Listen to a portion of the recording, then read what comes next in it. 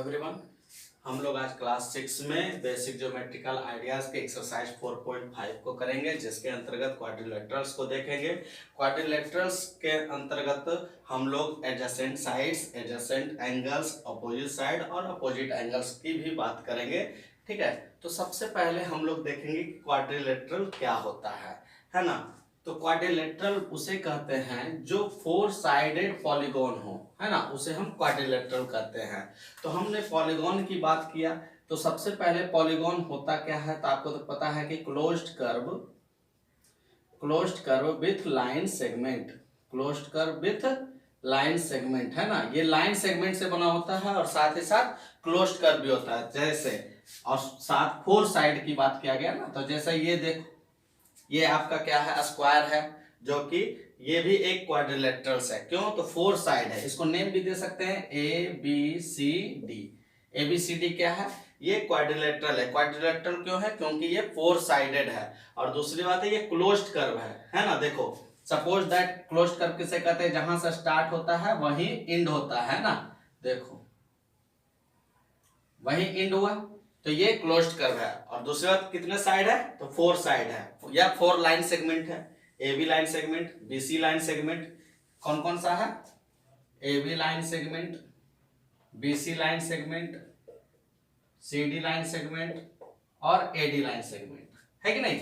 तो ये हमारा 4 साइड है, इसी को हम लोग साइड भी बोलते हैं। ये सभी कितने क्या है? साइड है। ये जितने भी है क्या है? साइड है। ठीक है, तो हमने इतना देखा कि कोई भी क्वाड्रिलेटरल में 4 साइड होते हैं और क्वाड्रिलेटरल पॉलीगॉन होता है कि नहीं। अब इसमें हम एक टर्म आता है adjacent side.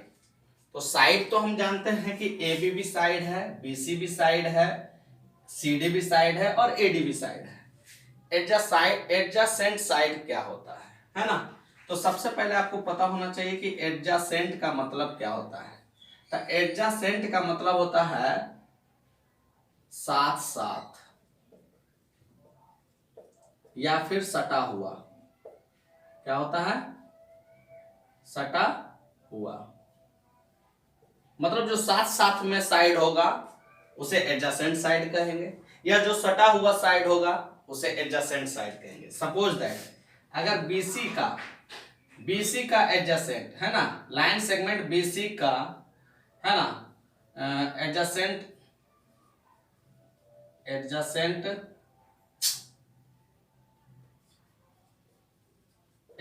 Side of line segment BC क्या हो सकता है, बताओ। तो हम बोले साथ साथ जो एडजेसेंट होगा, तो साथ BC के साथ में कौन है? जो इसका मिड पॉइंट होगा। तो इसका मिड पॉइंट ये है और इसका मिड पॉइंट ये है। कहने का मतलब है ये लाइन सेगमेंट और ये लाइन सेगमेंट, ये क्या होगा? BC का एडजेसेंट साइड होगा। कहने का मतलब है AB। देखिए आप, ये साइड और ये साइड सटा हुआ है कि नहीं, है कि नहीं, और दोनों का मिड पॉइंट इस पॉइंट पर है, तो एडजेसेंट साइड होगा। उसी तरह से BC का सटा हुआ ये हो सकता है कि नहीं, है ना। तो BC का क्या हो जाएगा? CD लाइन सेगमेंट जो है, CD लाइन सेगमेंट, ये एडजेसेंट साइड ऑफ BC होगा। ठीक है, इसी तरह से अगर आपसे पूछा जाए कि adjacent side of AD, sorry चलो CD की देखते हैं। CD, तो जब CD की बात करेंगे तो उसी तरह BC हो जाएगा एडजेसेंट साइड, क्योंकि ये दोनों साइड सटा हुआ है। उसी तरह से CD का एडजेसेंट साइड AD हो जाएगा। ठीक है, तो हमने एडजेसेंट साइड को देखा। अब है एडजेसेंट एंगल, तो फिर सेम बात है। एडजेसेंट एंगल का भी वही सेम बात होगा कि जो साथ साथ सटा हुआ एंगल होगा उसे एडजेसेंट एंगल होगा। दूसरी बात, क्वाड्रिलेटरल में 4 साइड, 4 एडजेसेंट में कितने साइड होते हैं? तो 4 साइड होते हैं, 4 एंगल्स होते हैं और 4 वर्टिसेस होते हैं, है ना। ये आपको नोट कर लेना है। ठीक है, आपको तो पता है कि साइड तो बता दिए हैं, line segment AB, BC, CD और AD। अब एंगल, तो आपको पता है ना कि जब 2 लाइन सेगमेंट मिलता है तो बीच में जो एंगल बनता है वही एंगल होता है। तो यहां पर 4 एंगल्स बन गए। और वर्टिसेस आपको पता है ना, ABCD वर्टिसेस है। तो अब आप देखिए हमको कहता है एडजेसेंट एंगल्स की बात करता है, तो एंगल सपोज दैट बी, तो adjacent angle of angle B, adjacent angle of B, है ना। जैसे एंगल बी का एडजेसेंट कौन होगा, साथ में इसके साथ कौन होगा, तो एंगल ए होगा और angle C, angle A and angle C. उसी तरह से adjacent angle of angle C, तो सी का सटा हुआ बी और डी होगा, है कि नहीं। कहने का मतलब एडजेसेंट का मतलब साथ साथ है कि नहीं। अब अपोजिट साइड की बात करता है, तो अपोजिट का मतलब क्या होता है, अपोजिट का मतलब होता है आमने सामने या फिर उल्टा, है कि नहीं। जैसे बीसी का अपोजिट एडी होगा, एबी का अपोजिट सीडी होगा, ठीक है। तो हम लोग बोलेंगे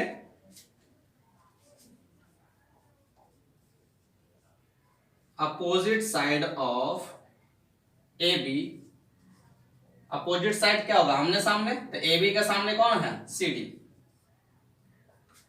इसी तरह से opposite side of B C, B C का सामने कौन है, ए डी। इसी तरह से अपोजिट साइड ऑफ उल्टा कर देते हैं सी डी, तो ए बी हो जाएगा। इस तरह से आप देखिएगा, है ना। अब इसी में आता है एक अपोजिट एंगल, है ना।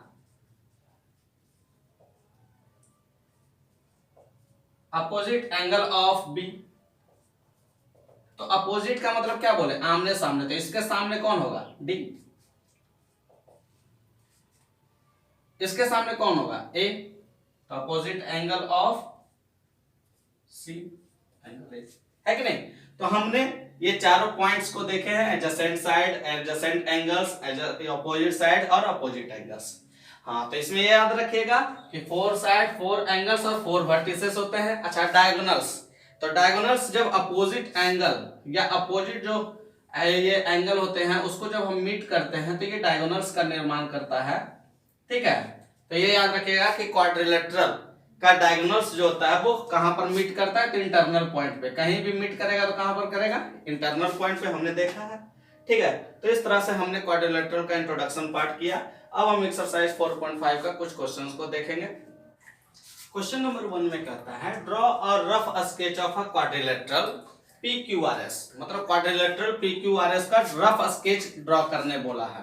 तो हम सबसे पहले क्या करेंगे, PQRS रफ स्केच ड्रॉ करेंगे, PQRS। फिर कहता है ड्रॉ इट्स डायगोनल्स,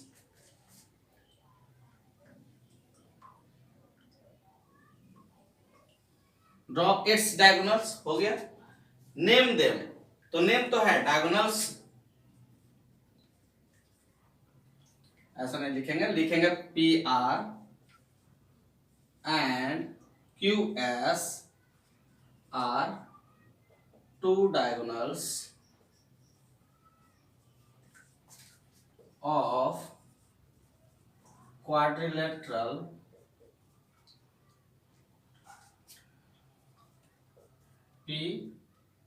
PQRS, है ना। तो नेम भी दे दिए कि PR और QS जो है क्वाड्रिलेटरल PQRS का क्वाड्रिलेटरल्स है ना। तो नेम देम हो गया। अब क्वेश्चन कहता है is the meeting point of the diagonals, meeting point, meet कहां करता है डायगोनल्स का, इस पॉइंट पर, मीटिंग पॉइंट, है ना। Is the meeting point of diagonals in the interior और एक्सटीरियर ऑफ द क्वाड्रिलेटरल, मतलब जब हम डायगोनल्स को जब डायगोनल्स ड्रॉ करते हैं तो इसका जो मीट पॉइंट होता है क्या वो इंटीरियर है या एक्सटीरियर है। तो आप लोग बताओ कि इस रीजन में जब हमारा मिलता है, जब क्वाड्रिलेटरल के रीजन में हमको मिलता है ना, तो ये जब रीजन के अंतर्गत होता है ये इनसाइड है, तो इनसाइड है तो क्या होगा, ये इंटीरियर होगा, है कि नहीं, इंटीरियर पॉइंट होगा ऑफ द क्वाड्रिलेटरल, ठीक है। तो इसका आंसर क्या हो जाएगा, इंटीरियर, है ना। तो इस तरह से हमने क्वेश्चन नंबर 1 को किया। अब हम क्वेश्चन नंबर 2 को देखेंगे। क्वेश्चन नंबर 2 में कहता है draw a rough sketch of a quadrilateral KLMN, तो सबसे पहले हम ड्रॉ करेंगे, रफ स्केच करेंगे क्वाड्रिलेटरल KLMN है ना। ये क्वाड्रिलेटरल हम रफ स्केच किए हैं KLMN। अब कहता है 2 पेयर्स ऑफ अपोजिट साइड्स। अब हमको लिखना है 2 पेयर्स ऑफ अपोजिट साइड्स। तो अपोजिट साइड्स, तो सबसे पहले साइड्स आपको पता है ना कि KL साइड्स हैं, LM साइड्स हैं, MN साइड्स है और KN साइड्स है। अब अपोजिट साइड्स, तो अपोजिट साइड्स हम कह सकते हैं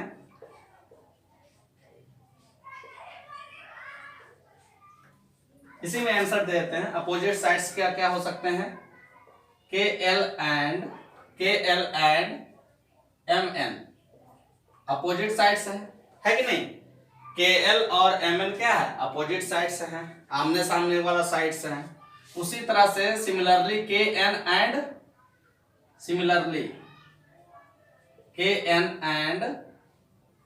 NM अपोजिट साइड्स हैं। ठीक है, ये आपका A का आंसर हो गया। ठीक है, इसी तरह से B में 2 पेयर्स ऑफ अपोजिट एंगल्स। तो एंगल्स पहले हम जानते हैं कि K angles, L angles, M angles, N angles. तो B का आंसर क्या होगा? हम कह देंगे कि K angle K and angle M, और K और M अपोजिट एंगल है, L और N अपोजिट एंगल है। तो angle L and angle N ये कौन है? अपोजिट एंगल्स है। ठीक है, तो बी का आंसर मिल गया।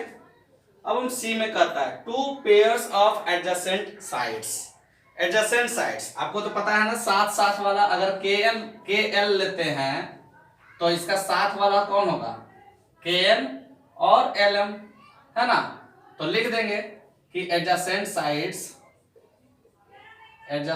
Sides of KL is equal to KL का क्या हो जाएगा? Adjacent LM and KN।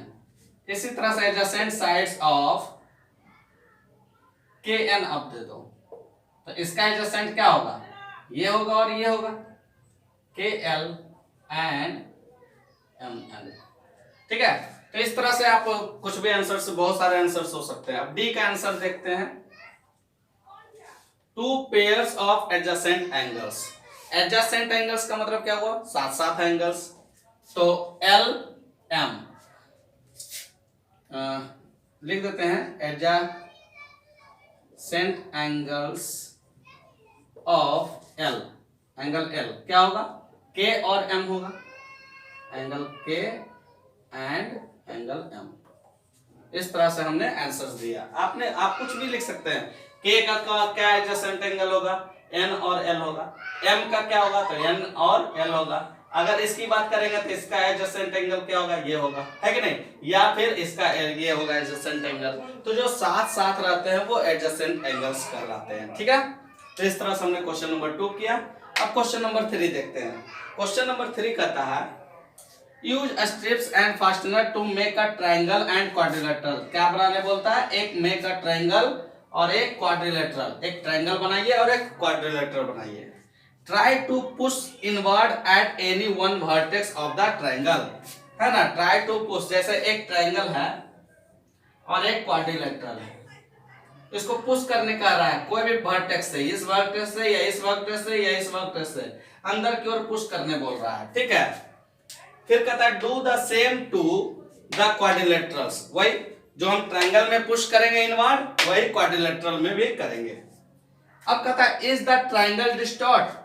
क्या ट्रायंगल डिस्टॉर्ट हो सकता है? फिर कहता है इज द क्वाड्रिलेटरल डिस्टॉर्टेड। क्या क्वाड्रिलेटरल डिस्टॉर्ट हो सकता है? फिर कहता है क्या इज द ट्रायंगल रिजिड। क्या ट्रायंगल रिजिड है, मतलब कठोर है? Why is it that structures like electric towers make use of triangular shapes and not quadrilaterals।